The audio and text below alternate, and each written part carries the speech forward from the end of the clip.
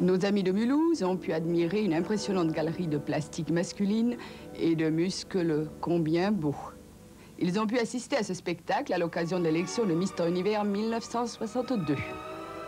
Monsieur Sabag, je vais être franc avec vous. Ce matin, quand on m'a dit qu'il faut aller interviewer Pierre Sabag, j'ai dit, ben, moi j'ai quand même de la chance, parce que si on nous regarde l'un à côté de l'autre, là, tel qu'on est, ben, mine de rien, entre nous, il y a un micro, d'abord qu'on ne voit pas, il y a aussi 40 ans de télévision, presque. Oui. Alors, ces 40 ans de télévision, vous les racontez dans votre livre, hein, ça s'appelle Encore vous, Sabag, une réflexion du général de Gaulle, je crois. Oui, c'est quand le général de Gaulle me voyait près de lui, tout d'abord quand il a débarqué à Bayeux, et il me voyait tous les jours, on m'avait dit, vous collez au général, vous collez, vous collez. J'ai dit oui. Et alors, le deuxième jour, il a dit, encore vous, Sabag? J'ai dit, non, il me connaît. Et ce titre, je l'ai pris parce que je crains que ça soit aussi ce que disent le spectateur, donc le lecteur, encore celui-là. Car c'est vrai, vous avez dit 40 ans, c'est pas tout à fait 40 ans. J'ai fait ma première émission de télévision en 1946. Et je dois dire, j'ai pénétré dans tellement de foyers et tellement de fois que très souvent je me sens importun. Je ne le sais pas, mais je le crains. Alors c'est un peu ce titre-là aussi. Bon, alors moi, cette télévision-là, j'ai pas eu la chance de la connaître, j'ai parcouru votre livre. Alors, dites-moi, franchement, c'était comment cette télé au début? Merveilleux. Ça ressemblait à celle d'aujourd'hui? Pas du tout. Pas du tout. C'est comme si vous me demandiez si la nuit et le jour, c'est pareil. Non, non, c'est pas du tout pareil.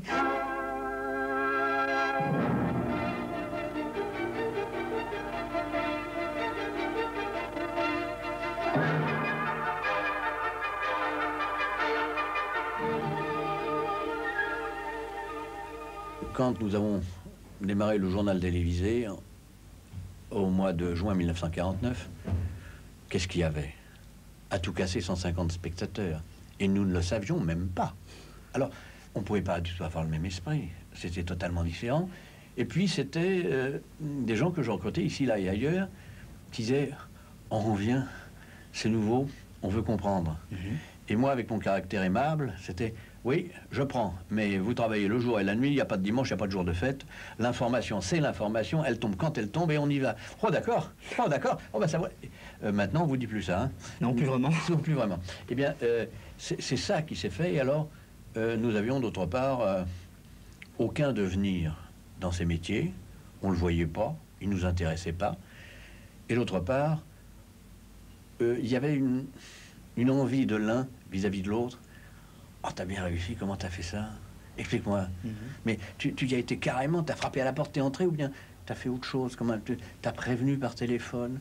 Et on a bâti des métiers, sans le savoir, et en n'en étant pas du tout fiers, mais en étant content des résultats communs que nous avions. C'est notre caméraman et ami Robert Persaud qui se souviendra de cette année où, par amour du métier, il alla jusqu'à grimper sur les épaules de Rudy Junior, le funambule. Une position confortable s'il en fut, qui lui suggéra de prendre une assurance vie.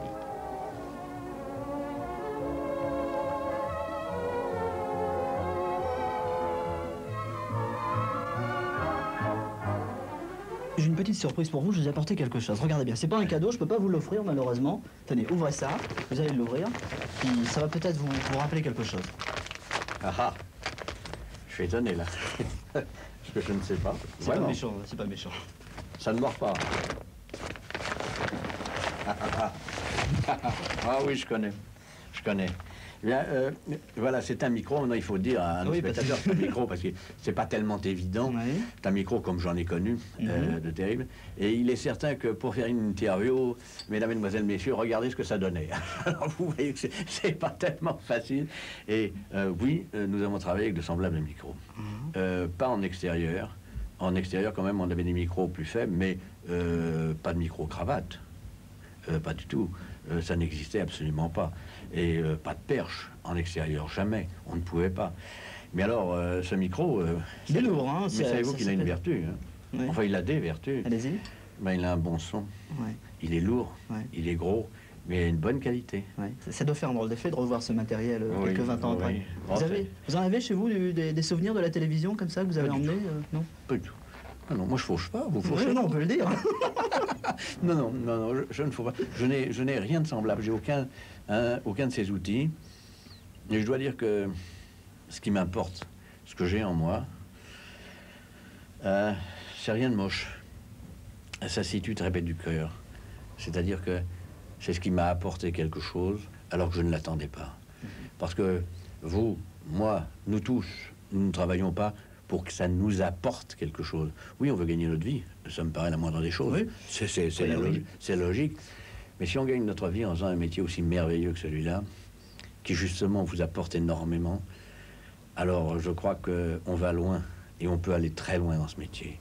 D'autre part, si on fait ce métier pour faire rentrer beaucoup d'argent, je dis d'avance qu'on a perdu. Et quand je dis on a perdu, ce ne sont pas eux qui ont perdu, c'est nous qui avons perdu. Et c'est plus grave pour nous. Ça vous plairait d'être jeune journaliste, d'être à ma place au fond aujourd'hui, puis vous auriez le même plaisir que vous aviez à mon âge, sûrement pas. Mais il faudrait que je rajeunisse. Oui. Mais, vous aimeriez bien débuter aujourd'hui? C'est une chance de débuter à la télévision? Oui, si j'avais mon âge. Si j'avais l'âge que j'avais quand j'ai débuté. Oui. Ah oui, sûrement oui. Ah sûrement oui. Et je ferais sûrement autre chose. Je ne sais pas quoi. Mais à force de me cogner, de prendre des coups, de m'écorcher les mains ici, là et ailleurs, je trouverais. Parce que j'admets tout sauf d'être battu, alors. Je recommencerai avec plaisir. Non, je serai prêt. Mais mon âge me l'interdit. Bon, alors on va terminer maintenant avec la télévision de demain, finalement. Pour me parler celle d'hier, celle d'aujourd'hui, celle de demain. Et parmi ces télévisions de demain, il y a l'émergence de ce qu'on appelle aujourd'hui les télévisions privées. Alors vous qui avez toujours travaillé dans une télévision de service public, je pense que ça doit vous passionner, ça doit vous intéresser de voir ces télévisions privées émerger comme ça aujourd'hui. Qu'est-ce que vous en pensez? Je n'ai rien contre les privés, et je n'ai rien contre le service public. Et je vais plus loin, je dis qu'il faut conserver le service public. Et le conserver peut-être en améliorant, peut-être en dépoussiérant, peut-être en lui donnant des axes plus précis.